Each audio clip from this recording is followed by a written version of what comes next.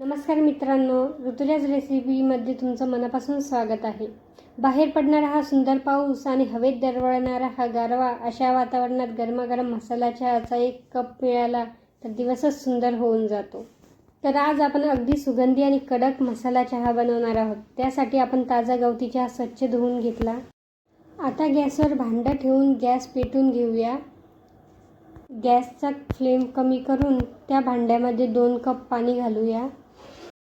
आपल्याला 2 कप चहा करण्यासाठी साधारण 2 कप पाणी लागेल.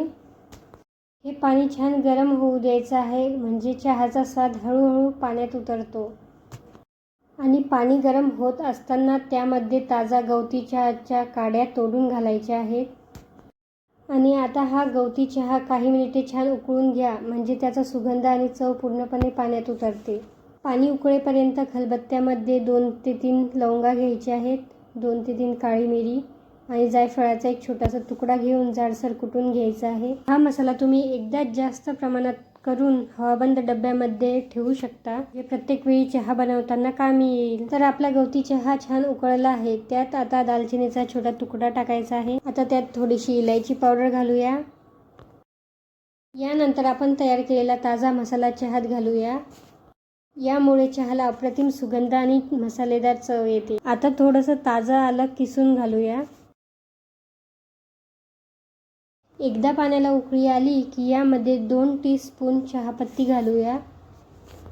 आता परत या पाण्याला चांगली उकळी येऊ द्यायची आहे. आता आपल्या आवडीनुसार यामध्ये साखर घालायची आहे. तर मी 2 ते 3 चमचे यामध्ये साखर घालत आहे. पाण्याला चांगली उकळी आल्यानंतर यामध्ये 1 कप कोमट दूध घालूया आणि चहाला मीडियम फ्लेमवर छान उकळी येऊ देऊ.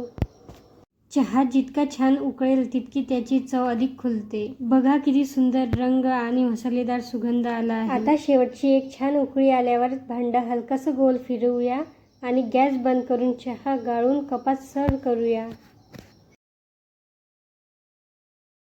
तर गरमागरम सुगंधी आणि कडक चहा तयार आहे.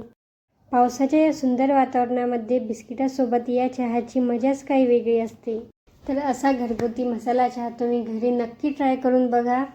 आणि तुम्हाला जर व्हिडिओ आवडला असेल तर व्हिडिओला लाईक आणि शेअर करा आणि चॅनलला सबस्क्राईब करायला विसरू नका.